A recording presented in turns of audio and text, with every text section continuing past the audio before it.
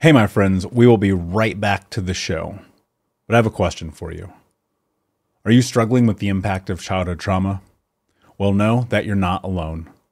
I'm here to let you know that I'm starting a brand new weekly coaching group that includes a year of live coaching, accountability, support, habit and goal setting, and more. I'm starting a waitlist for the group right now, and I'm only taking a handful of people.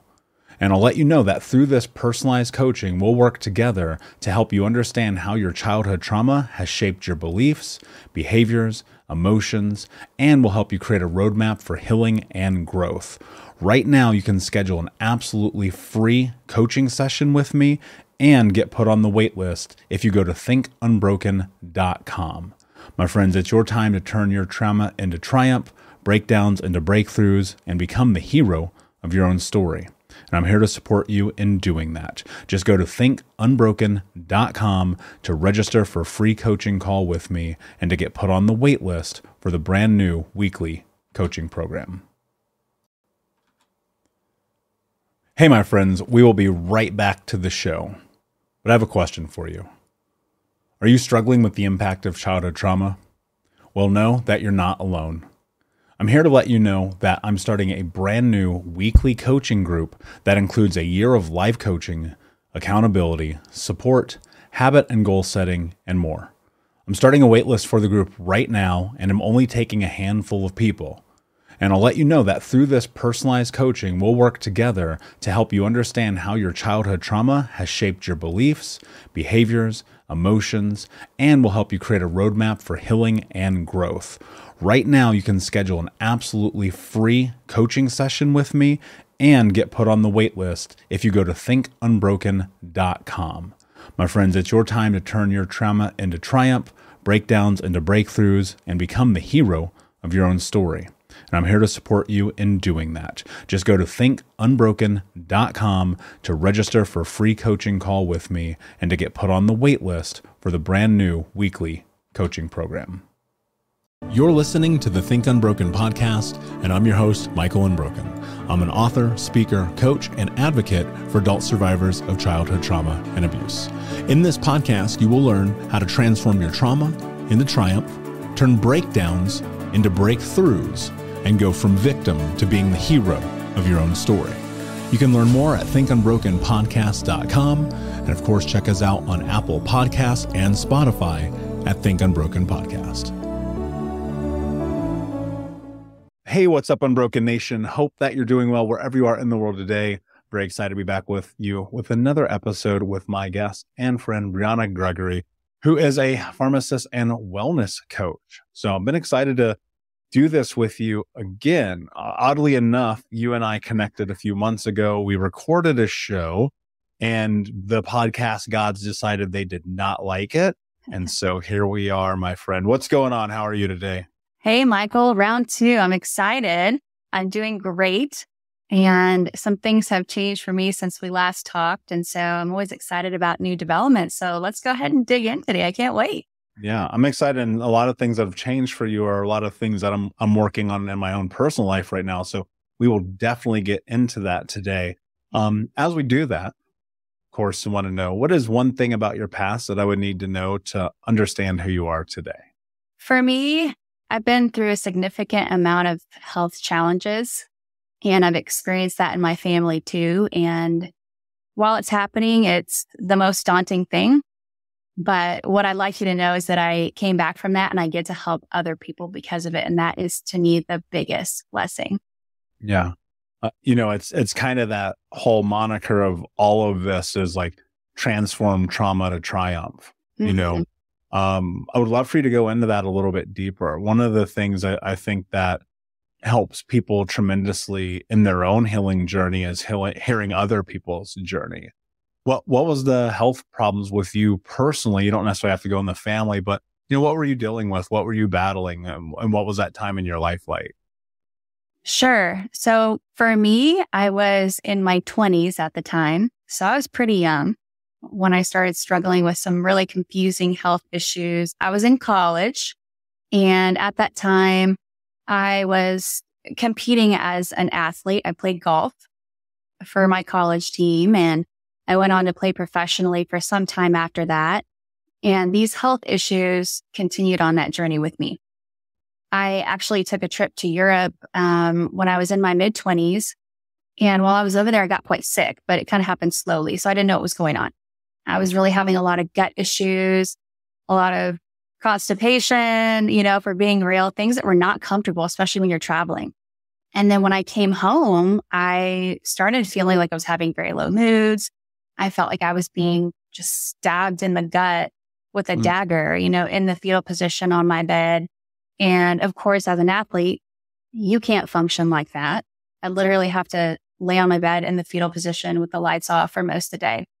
And for anyone who identifies with their sport or their career, or whatever that might be, that really takes a toll on you, because I wasn't able to do and be physically active doing what I love to do every single day for several hours. And so I really didn't feel like I was getting answers, because I was getting bounced around from doctor to doctor, specialist to specialist. And I really wasn't getting much resolution, if we're being honest. It was a lot of prescribing this med, prescribing that med, but then that med had this side effect, so you need another med. It was that type of journey for me.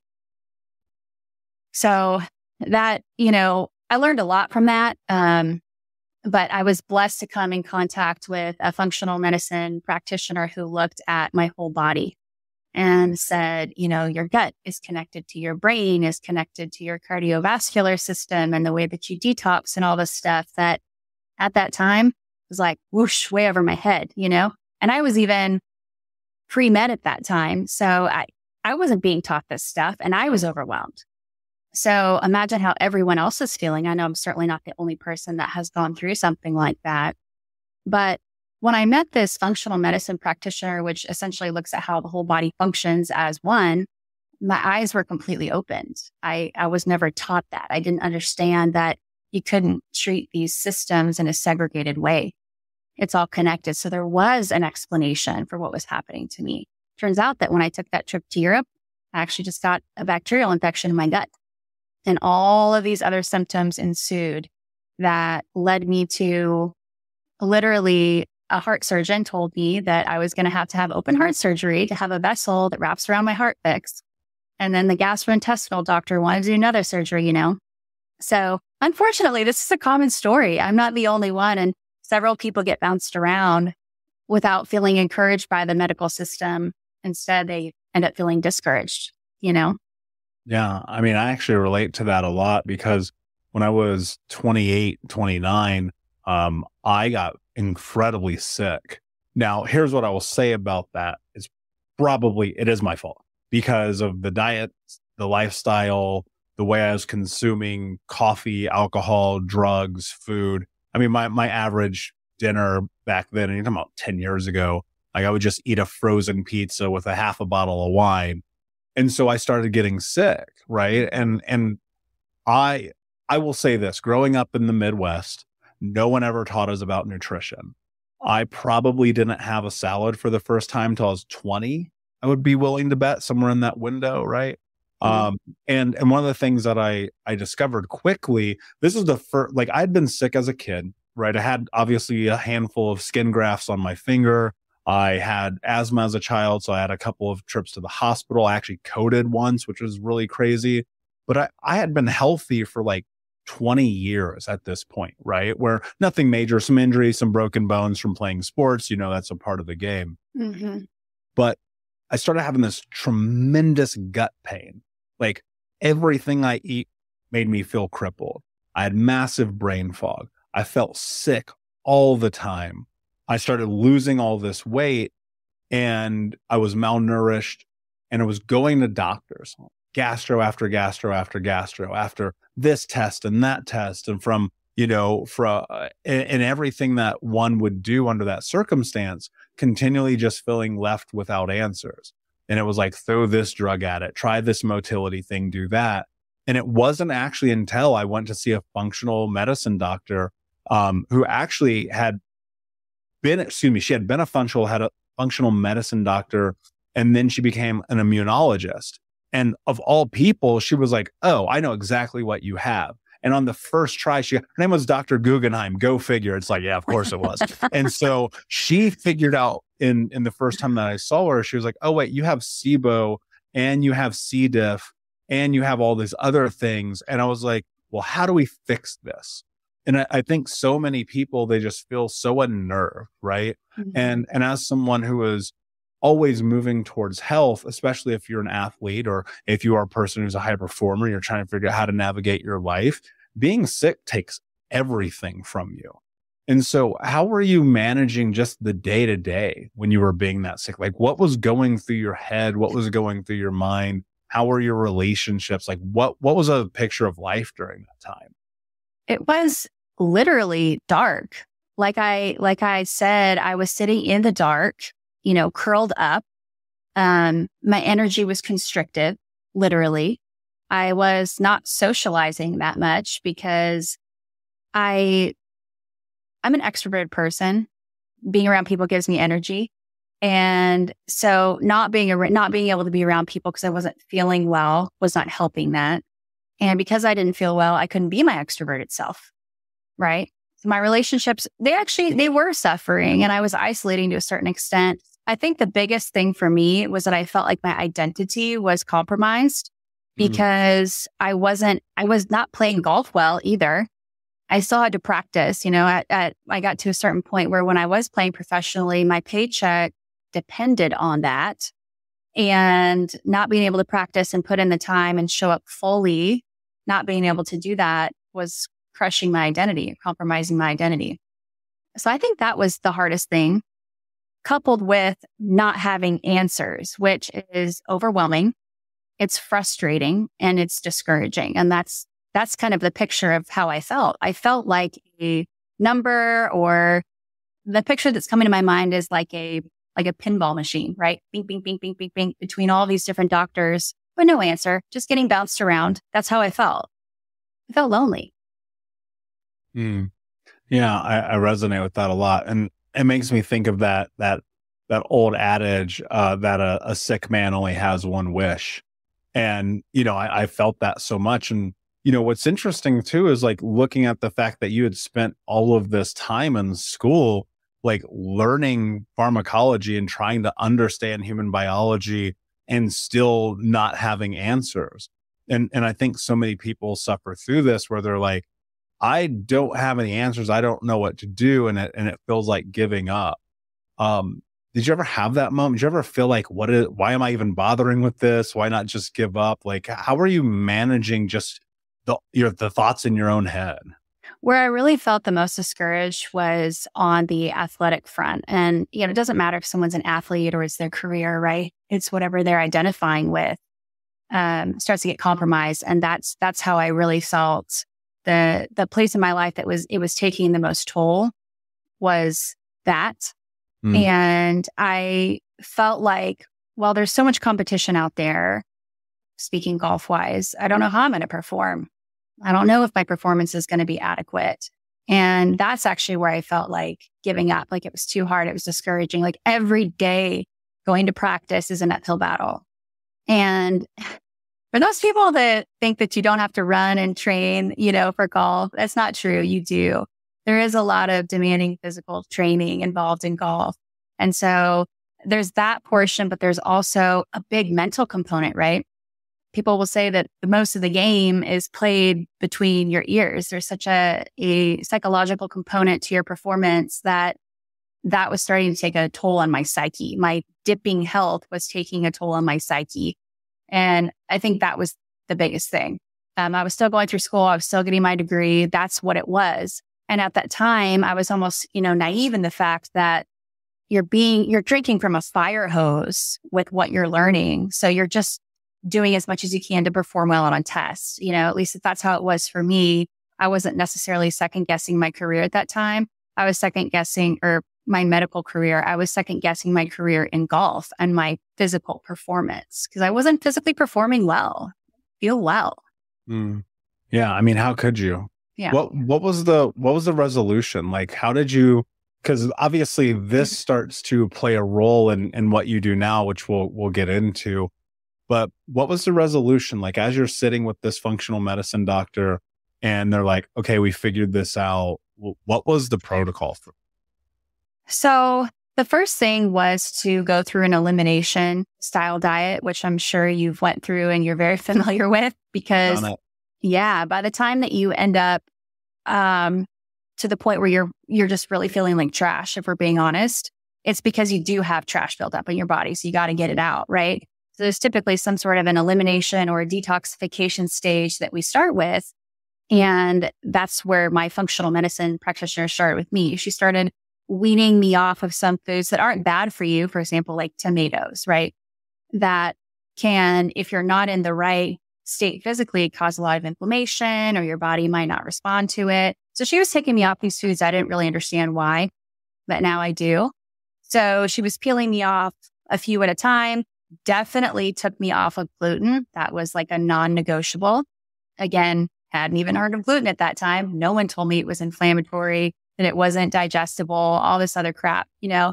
So I was like, oh, okay. So I have to come off gluten. Like, what do I have to do that for like 5 days? No, you're going to have to completely cut that out. And I think at that time she was making me commit to 1 to 3 months, something like that, of cutting out gluten. We found out later that because I had that H. pylori infection, which is a bacteria that is pretty commonly takes over our lungs and our gut and things like that, had completely grown out of control, which is what was causing me the pain, because no one was looking for it. So all these months I was bouncing around, no one was testing me for a bacteria. All I had to do was breathe in a bag that she sent to my house, send it back to the lab. And she called me and she said, this is one of the worst H. pylori infections I've ever seen. Because this is so far out of control, the entire mucosal lining of your gut has now been stripped. And this is why you have to come off gluten completely. So I didn't know I was gluten sensitive. I'm highly gluten sensitive. I've been off gluten for 15 plus years now. And I even recommend that the majority of my patients come off of it. You still have to enjoy what you eat, right? But there was a lot of food elimination on the front end.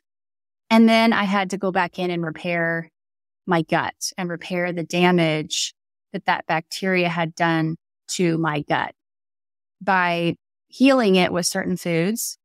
And, you know, at that time, I didn't know about a lot of the modalities that I do now that are more natural approaches to healing it. But because that bacterial infection was so out of whack at that time, I did have to go in with antibiotics and treat it, which if you get in a pinch, absolutely, I recommend it. But as you and I know, we both feel like they're highly overprescribed and they can cause a lot of problems down the line. So it was rounds of medication, it was food elimination, and it was a lot of patience because you know, I didn't get there overnight, so I wasn't going to heal overnight either. Yeah. And it is like, and it's discipline too, right? Because it's like everybody's eating chocolate cake and you're like, I'm just going to sit over here and not do that. Right. I'll just watch you. I'll live vicariously. Yeah. And that might be the hardest part of it too, right? Especially in like social circumstances. And I agree with you on the antibiotic front. I mean, we come from the generation of every single time you got sick, here's an antibiotic. And that does not play a very good role in gut health. And even now today, I think about it, if I have to even get remotely close to antibiotic, I'm like, that is last ditch effort, you know, keep that away from me. Right. But then again, that comes from because I had an antibiotic resistant experience with C. diff, and that almost, you know, that kills 500,000 people a year, right? And it's like I was, no pun intended, I was very concerned. I was like, man, I might actually die on this health journey. And it messed with my head so badly because what happened is I started developing like almost a psychosis, right? Around food, around everything I would eat, around everything I would be around everything I'd put into my body, where I was like, I was so fearful. And the thing that really I leveraged that I think played a great role in this journey was just like, I'll be able to get through this. You know, in Buddhism, there's a phrase, this too shall pass. And I think about that a lot because it's like, you know, when our bodies get sick or they get out of balance, they want to heal. Right. And I don't think people are patient enough with themselves where it's like, it's been a year or two. And look, and obviously we know there are autoimmune disease, there are things that happen there. There's nothing we can do. You look at something like ALS or Alzheimer's, there's not a lot we can do right when it happens. But, there are certain things that we can do where we can try to change the trajectory of our future just by looking at food. And ultimately, as you know, is like food is medicine. But I think so many people get so far gone or so down the path, they struggle with the idea that it's even possible for them to feel better. When you're working with people, because obviously now one of the big things that you work with is around wellness, like what are some of the things that you're sharing with people from your own journey to kind of give them permission to go down this path? That's a great question. And because I work in the health and wellness space, I fortunately get to try most of the things that I put my patients on. If we're talking about prescription medications, which the prescription medications I work with are not, quote unquote, pharmaceutical drugs. They're compounded medications because I'm a compounding pharmacist. And so what we're doing is we're replenishing what the body's deficient in. So that's why I kind of get to try a lot of these things.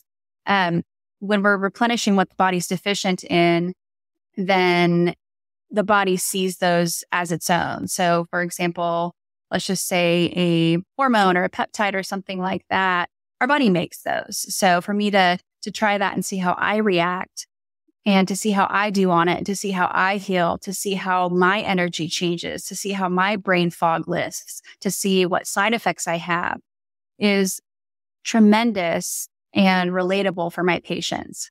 And I say that because a lot of times I will talk to patients on the phone who are on board with a more, whole or holistic or functional or integrative method of healing, but they're still apprehensive. They still want to know why they haven't seen this commercial on TV for this medication that I'm recommending. And so, I listen them out and I tell them, hey, at the end of the day, it's your choice and you have to feel confident in your treatment, because if you don't get behind your own treatment, it will inhibit your treatment. But what I do want you to know is that I'm also on this medication that's been prescribed for you, and here's what it's done for me. And I don't always have to go into my whole story, but for them, that gives them a tremendous amount of faith and trust in me. And honestly, one of the biggest drivers for me in what I do is building trust with my patients and encouraging them to be informed and to understand what they're taking. Because I always felt like when I was getting ran through the system, no one was explaining anything to me. It was symptom, drug, symptom, drug, symptom, drug. And I want my patients to be informed enough that when they go home, that they know how to recognize their symptoms or recognize side effects or adjust their dosing if they need to. But I'm in a very privileged space where I get to take a lot of the things that my patients do. And so I get to share my own personal experience with them. And then they say, wow, you take it? Oh my gosh, yes, please feel it, and that makes me feel good because then I do feel like they trust me. Yeah. And given the fact that we live in one of the very few countries in the world where pharmaceutical ads can be played on television, it's like I saw something the other day and it was like, take this if you're depressed, but if you get suicidal, stop taking it immediately. I was like, what the are we even talking about right now? Right. And I think that's so true of the medical system in this country as a whole, where it's like, here's a symptom, try this medicine, probably actually isn't going to work. And so much of it can if you find the right thing. But we're a lot of times I feel like we're lied to and we're just being marketed to consistently in a way that is actually detrimental. And when people, food is medicine. I'm going to say that probably multiple times today. When I look at my life, when I will say I was depressed, I was anxious, I had massive brain fog, and I look at my diet, there is no question why. Between the processed foods, the alcohol, the sugars, the high fructose corn syrups, the dyes, the colors, the caramelizers, all of the things, the lack of whole and nutritious foods, it's no wonder. And it's like, obviously this isn't necessarily a conversation about food, but a huge part of this is because wellness starts there. I believe this. I believe that wellness starts with what you put in your body. And when I was at my least well, it was when I was putting the worst in my body. One of the things, and it's funny, like, and on Monday nights, I have my coaching group, and I am always pushing whoever is in this group, and we have a very solid community. I'm like, go look at your pantry, go look at your refrigerator, go look at the way that you're eating while you're traveling or on the road or while you're at a restaurant. And it's like, we are willing. I don't know why we do. Maybe I want to know your thoughts on this. Actually, I'm going to ask you this question. As humans, why are we willing to suffer through eating that we know makes us sick? Like, what is it that we're doing? Like, why do we poison ourselves? Why do we put toxic food and chemicals into our body? And we have this moment, it's a satiating mouth pleasure. Like, I used to eat chocolate cake for breakfast, right? And it's like, yeah, you're 350 pounds. I wonder how that happened, dude, right? What is the relationship that people need to have around their wellness? Like, just what is the starting point? Yeah. So, wow, that's gold, what you just said. To back up just a second, I think that, yes, it absolutely starts with food, because that's the number one thing that we have control over, right? We have to eat to live. We have to eat to have energy. And, it's actually really hard to stay sick. And yet at the same time, it's easy because we live in a really toxic world and environment. But what's shocking is that our body is so good at keeping us alive. I mean, we come in contact with so many different bacteria and viruses and things every day that our body fights off, and we're fine. But we'll put that food in our body. We'll put that nasty lotion on our skin. We'll put toxic makeup. We'll use toxic household products that make it feel like an uphill battle to heal. That's what makes it kind of easier to be toxic, is we're surrounded in a toxic environment, even if we're putting healthy food in our body, right? So it's everything. It's not just what we put in our body. It's what's in our environment, what touches our skin, everything that our body comes in contact with. I think that one of the main reasons why people will continue to eat that crap, right, or drink a lot, these types of things, smoke, is because we get a dopamine hit and we get a sugar high. And our body, after doing that, our mind, after doing that several times in a row, says, I really like how that feels right after I do it. So I'm going to keep going back for it and going back for it and going back for it. And now you've created a habit, and that reward is a dopamine surge or a sugar high. It's almost like. We'll be right back to the show. But before we do, I want to tell you about today's sponsor, FactorMills.com, where if you go to factormills.com/unbroken50 and use the code unbroken50, you can get 50% off your first order. That's factormills.com/unbroken50.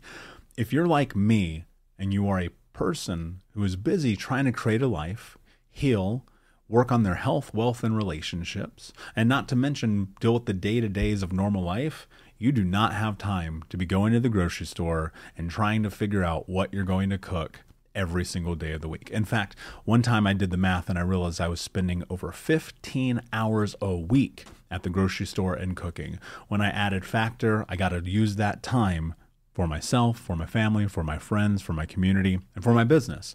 And so if you're in the place where you need some more support in the kitchen, head to factormills.com/unbroken50 and use the code unbroken50 to get 50% off. You forget what happens when you crash after that, right?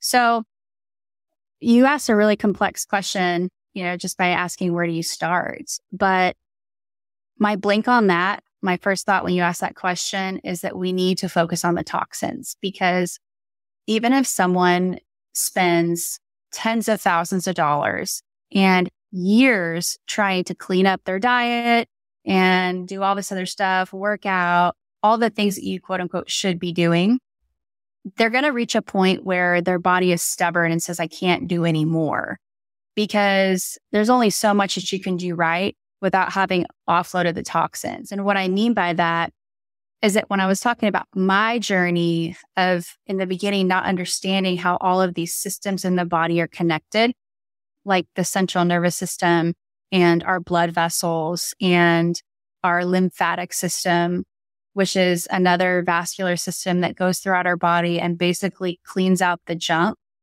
when I didn't understand that, I didn't understand that toxicity and detoxification was important. So all of these systems have a very, very intimate relationship in the fact that they're intimate because they sit really close in proximity together in the body. So a lot of times patients will come to me and they say that they've tried everything. And then I ask them certain questions about kind of their environment or what they're putting on their skin or the toothpaste, things like this that they're using, or describe to me, do you ever feel like you're toxic? Oh yeah, I feel nauseous all the time. I mean, I have brain fog. I can't remember where I put my keys. It's this type of narrative. And I say, well, we need to have a conversation about detoxification because the blood vessels and the lymphatic system, the lymphatic vessels, which is like the sewage highway of the body, is required and important for pulling toxins out of the tissues and then getting it out of the body. But if we have blockages throughout that lymphatic system, it's what I call a lymphatic jam. Nothing's moving. So to make this more understandable or relatable, imagine if you didn't go number 2 for a week. How would you feel? Extremely toxic, right? Because the toxins are backing up. That gateway out is being backed up. And so those toxins have to go somewhere. And what's interesting about this is that a lot of times it's the people that have really stubborn weight loss issues, like they've done everything, but they're still struggling to lose weight. I usually find that they struggle with toxicity because their body, for one, can't get the toxins out, which we have methods to kind of push it out, but their body at that time is not equipped to push it out. And so again, the body's smart. Its number one job is to keep us alive. So a lot of times what it will do first is it will pack on water or water weight to dilute the toxins so that we don't get directly exposed to those toxins. That's why a lot of times when you go on a weight loss journey, you might drop a lot at first because you're losing water weight, and that's first what's dropping off. So always focus on the toxins around you because, we live on planet Earth. Doesn't matter where you live, you're going to be exposed to a lot of toxicity. Again, in the form of the environment or what you're eating or where your food's coming from or, the lotions, the toothpaste, cleaning household products are just a few examples of where this can come from. And they can be very detrimental and a permanent roadblock to your healing until you simply remove them from your daily routine or environment.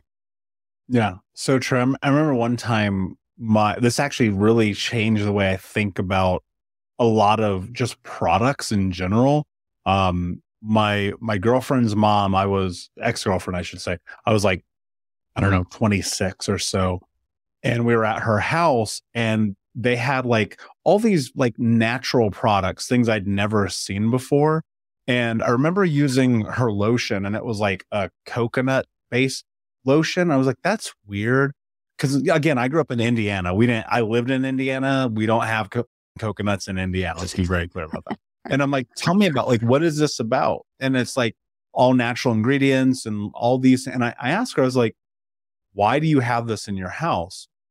And her mom said to me, because it's as natural as you can get. It was just like coconut oil lotion, right? It was like the ingredients was coconut. That's it. That was the ingredients. And she said something to me that was so profound. It has sat with me and it influences everything that I do in terms of what I put on my body every day. She goes, if you wouldn't put it in your body, why would you put it on your body? And I thought to myself, that's really incredible because I'll put coconut oil in my body. But when you start looking at some of the ingredients and chemicals in some of these things, it's like, you would never dare swallow that.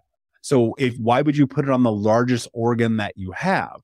Most people don't recognize or understand that the skin is actually the largest organ and they are kind of nonchalant about it. But it's like, you have to be very cautious about this. One of the things that you talked about that I think is highly underrated in the conversation around physical health is detoxification, because there are heavy metals. There are heavy metals in our food, heavy metals. And guys, again, I'm not a doctor, so don't take my advice ever, by the way. Disclaimer. There are heavy metals in our food, heavy metals in our fish, heavy metals in our meat, heavy metals in our vegetables. most even organic stuff is poisonous now. Like we're finding that more and more people are getting sick. We're seeing that more people are consuming sugars at a level that is leading to what is now being called type 3 diabetes and dementia and Alzheimer's. We're seeing people like at all times highs consuming processed foods.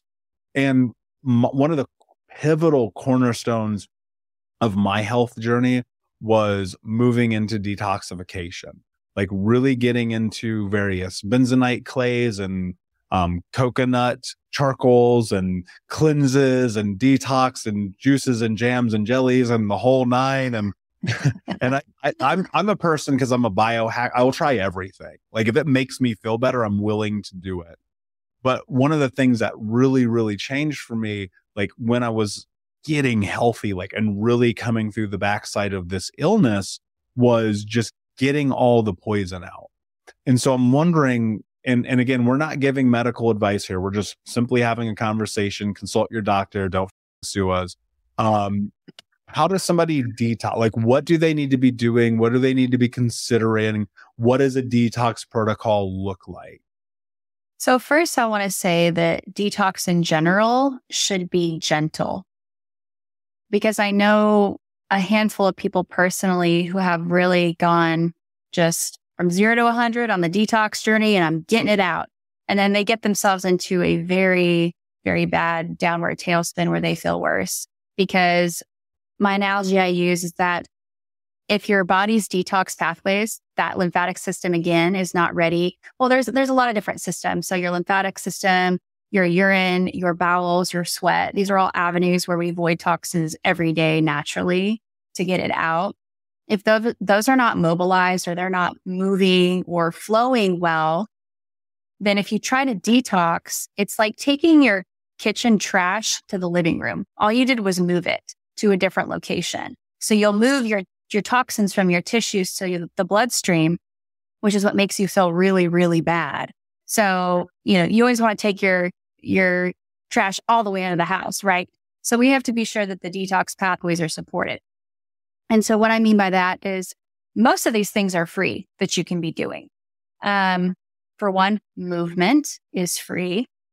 Especially for someone that's overweight, running is probably not an option if they're significantly overweight. So walking is one of the best things that you can do for your cardiovascular health, but also to get your lymphatic system moving, to get that flow starting, so that when you do start detoxifying with supplements or medications or whatever that might be, that then your body's prepped to do that.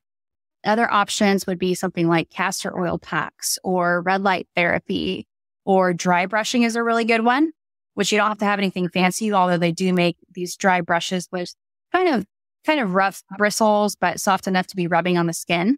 And you can rub them over the lymphatic areas, which you should be under the supervision of a healthcare professional that knows how and when to do this. But it's very easy. You can do it at home every single day. And that physically mobilizes those toxins. So just like when you go get a massage, right? That's some sort of a manual manipulation that is getting things going, which is why they say when you come out of the room, they have that little cup of, cucumber water. Be sure you drink a lot of water after this massage, because they want to help you flush it out. So it's really important to utilize your free resources. Always stay moving. But it's also important to focus on liver detoxification, because the liver is one of the biggest organs that is so crucial in our detoxification process and breaking down medications, breaking down other toxins, breaking down supplements, breaking down food, really breaking down anything into a form that can get it out of the body.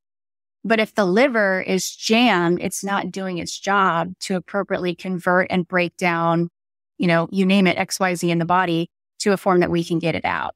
So I like to use supplementation that supports liver detoxification. Again, that's gentle, but you always have to be sure that you have a method to get it out as well. And I think movement is one of the best things. We are in a very stagnant world where we get a lot of screen time and we're very sedentary. So we're not really sweating as much as we should be. You really want to get that stuff out. And your sweat might smell when you start detoxing, because unfortunately, that's what the inside of your body smells like too. Yeah, 100%. You have to just deal with it. If your sweat is making your eyeballs burn, it might be telling you something about your lifestyle. Exactly. I spent a lot of time in hot yoga. That was really kind of the pivotal beginnings of this journey for me, where I would go do Bikram like 5-6 times a week. And I was just like, I'm going to just get all of this out of me.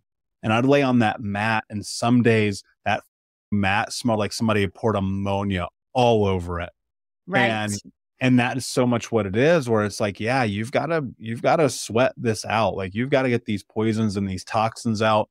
This is the same reason why when you look at longevity studies, you see that people who are active typically live longer. That's not by accident. When you look at people who live in the blue zones, their diet is the key indicator of whether or not they're going to be centenarians. And it's like I always go back to one of the things Tony Robbins says that I really try to bring home for myself. It's like, success leaves clues. It's like, if you see all of these people having this thing over here, when are you going to allow yourself that as well? And I think one of the really difficult parts about this, Bryana, is like, most people feel like they don't deserve help.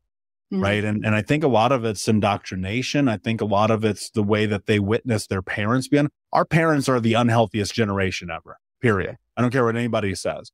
They all smoked cigarettes. They all drank Pabst Blue Ribbon every single day. They put us on, Hot Pockets and Coke and whatever nonsense we were eating as children, because we're latchkey kids and nobody cooked. And so it's like, here's what I love about the access to information that we get with the internet. People are actually starting to finally really, truly understand how to take care of themselves. But there's a mental component to this. And this is kind of what prompted my question a few minutes ago. And it's like, how does someone give themselves permission to be okay with being healthy? Yeah. Well, I think that, for one, giving yourself the permission and the space to understand that, specifically if you have a long ways to go until healing, that it's going to be a journey. So understanding that. And sometimes it is important to work through those childhood blueprints or traumas that literally manifest as a physical block to healing. And it's interesting that you kind of asked that question preemptively, because a lot of times when we have multi-step regimens to heal people, and they can be doing really well, but there's one linchpin at the end. And what it is if they have unresolved trauma, typically, which comes from childhood for a lot of these adults that we're treating, they can't fully heal.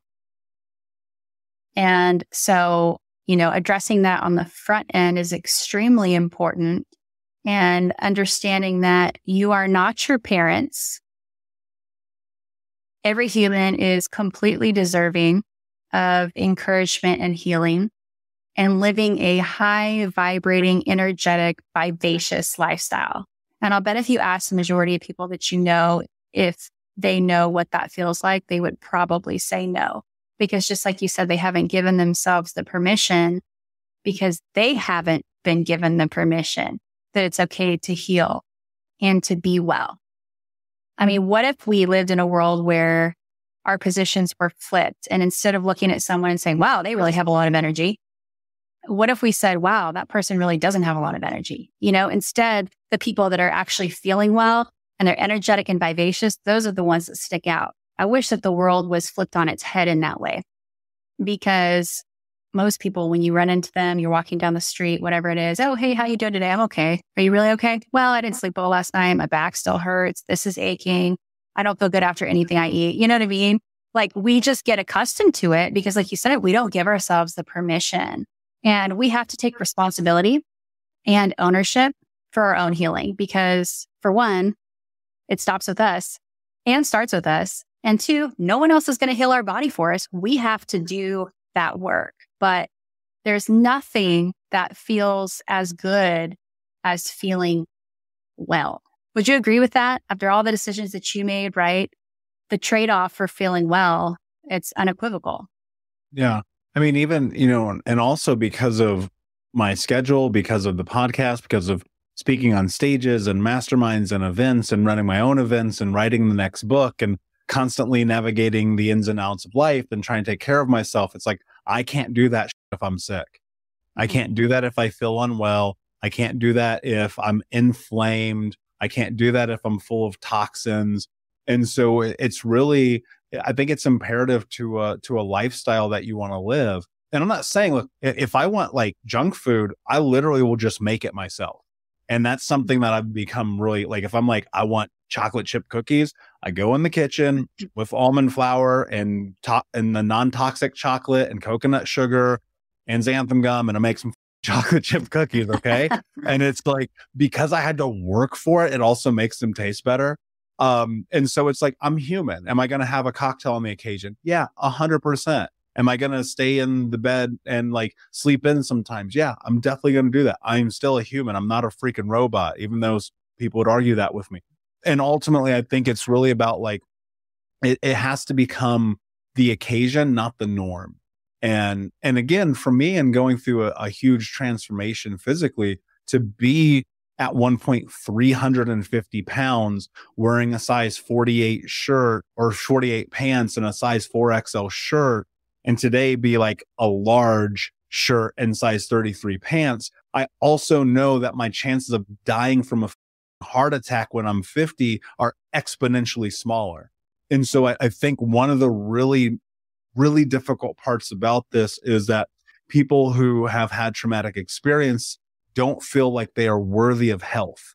And my hope is that they can find the space to feel that way, but it's only going to happen by them showing up for themselves, by making the small incremental changes. Because this wasn't an overnight journey for me. I didn't go from smoking 2 packs a day to 0 just because I was like, I'm not going to smoke anymore. It was like, all right, I need to figure out how to get to this place to love myself enough to not want to kill myself. And like, really, if you think about it, the food you put in your body, the liquid you put in your body, the cancerous causing tobacco products and vapes and like that, you're making a cognizant decision or even an unconscious decision, depending on where you're at in your journey, to poison yourself. And that is killing you. And I think that if you can find the willingness to love yourself just one step at a time, it's like, don't eat French fries because they're carcinogenic, and instead order the baked potato. You can still like, and I would even say sometimes baked potato is even better. Anyway, that's a diatribe. My point is this. It's like, get to this place where you just make the little small changes, because in the nuance is where you grow.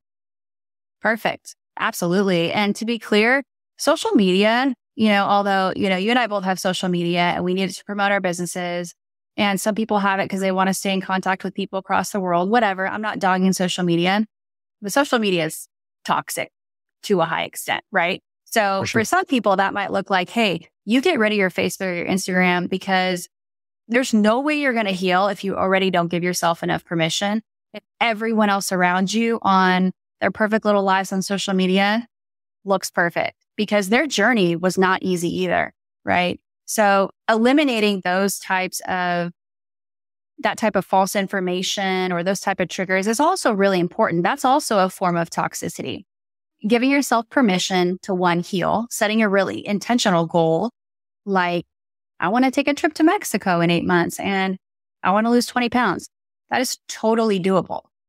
Set an intentional goal, and that's typically helpful too. But I like what you said about small baby steps. I call them bite-sized steps, because, if I'm looking at a patient's full chart, I could technically make probably 50 recommendations, but their chance of failing on that regimen is probably 100%. It's like, what are the top 3 concerns right now? Let's focus on that, because everybody lives a busy life and it has to make sense for them, the choices that they're going to start implementing first.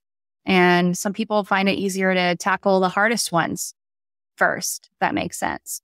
So totally agree. Changes have to be bite-sized. They have to be simple. They have to be realistic.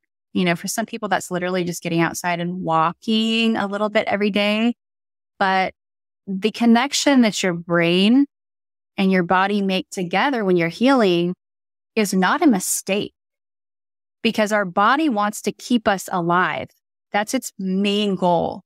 And so every time that we make a little success, every time we have a little win, Every time we get out and we sweat a little bit, our brain says, "Good job, you did great today. You made a little bit of improvement. You made a little bit of success." So keeping in that habit and allowing your brain to do the work to cue up your body to keep healing is actually very powerful.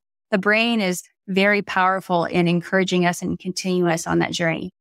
So listen to what your mind is telling you. When you get that positive reinforcement, please stop and take the time to celebrate the wins. I don't think we do that often enough. I don't care how small it is, but you deserve to celebrate that win. Yeah, for sure. I mean, for me, it was like, and I'll wrap it here, but it was like, I didn't smoke a cigarette this hour. Great. Yeah. And now it's been almost a decade. So it kind of looking at that and just going, all right, be where you are, recognize that the path to whatever you're about to step onto is going to take longer than you can even understand. Be patient in the process, but also be rigid, be disciplined, be relentless, stop quitting on yourself, and do it, especially when it's hard, because that's how you create change in your life. Because you're going to fall down, and guess what? And when you do, you get back up and you keep going and you keep doing it. You keep showing up. And on a long enough timeline, those places between falling down, they become exponentially longer. It's like, man, okay, if I made it 10 years and I haven't had a cigarette, and it probably will not happen. And I was like, I'm going to smoke a cigarette. Well, what happens next time I have a cigarette is 25 years from now. Right. And so it's like, just be where you are and understand this is an incremental process. Right. So that said, this has been an amazing conversation, my friend. If people want to work with you, learn more about you, and go down this wellness journey with you, how can they find out more? So they can come to my website, which is bryanaGregory.com. And I talk about a lot of the services that I offer there, which is, if anything, in general, it's personalized. That's what I offer. I want to work with each individual as their own person, because everybody deserves that. So they can find me on my website. I'm also on Instagram at Dr._Bryana Gregory. And I talk about a lot about what I do there. I offer genomics guided wellness, which is extremely important because everyone wants to understand why what's happening to them is happening to them. And in my opinion, it doesn't get any more personalized than that. So I love hearing, people's journeys when they contact me that way, and helping them feel heard. Yeah, I love that. And of course, we'll put the links in the show notes. Guys, go to thinkunbrokenpodcast.com. And my last question for you, my friend, what does it mean to you to be unbroken? To be unbroken is to remain resilient and informed, because we have the opportunity to stay informed with good information that impacts our health. And when you were talking about giving yourself the permission to heal, to me, that's actually resilience, because we're going to fall off sometimes because, hello, we're human. It's going to happen. But retaining an attitude of resilience and giving yourself permission to fall into your most genuine self, to me, that's what it means to be unbroken. Yeah, I love that. Thank you so much for being here. Unbroken Nation, thank you for listening. Please like, comment, and subscribe. Follow us on YouTube and iTunes. And again, I'm on social media at Michael Unbroken. And remember, every time you share this content, you're helping other people transform trauma to triumph, breakdowns to breakthroughs, and to become the hero of their own story. And until next time, my friends, be unbroken. I'll see you. Thank you so much for listening to Think Unbroken.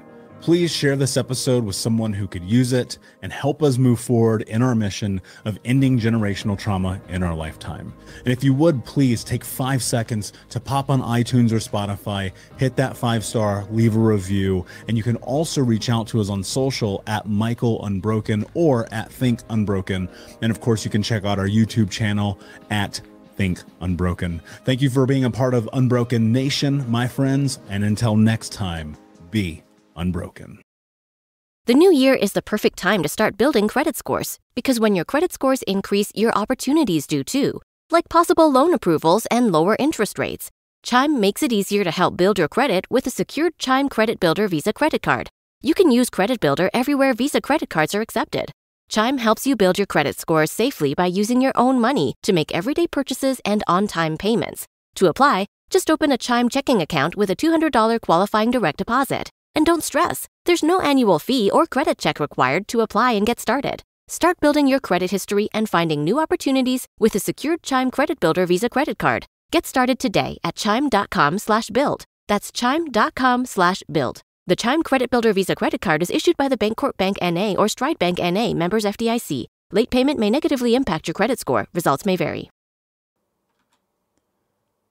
Hey, my friends, we will be right back to the show. But I have a question for you. Are you struggling with the impact of childhood trauma? Well, know that you're not alone. I'm here to let you know that I'm starting a brand new weekly coaching group that includes a year of live coaching, accountability, support, habit and goal setting, and more. I'm starting a waitlist for the group right now, and I'm only taking a handful of people. And I'll let you know that through this personalized coaching, we'll work together to help you understand how your childhood trauma has shaped your beliefs, behaviors, emotions, and will help you create a roadmap for healing and growth. Right now, you can schedule an absolutely free coaching session with me and get put on the wait list if you go to thinkunbroken.com. My friends, it's your time to turn your trauma into triumph, breakdowns into breakthroughs, and become the hero of your own story. And I'm here to support you in doing that. Just go to thinkunbroken.com to register for a free coaching call with me and to get put on the wait list for the brand new weekly coaching program.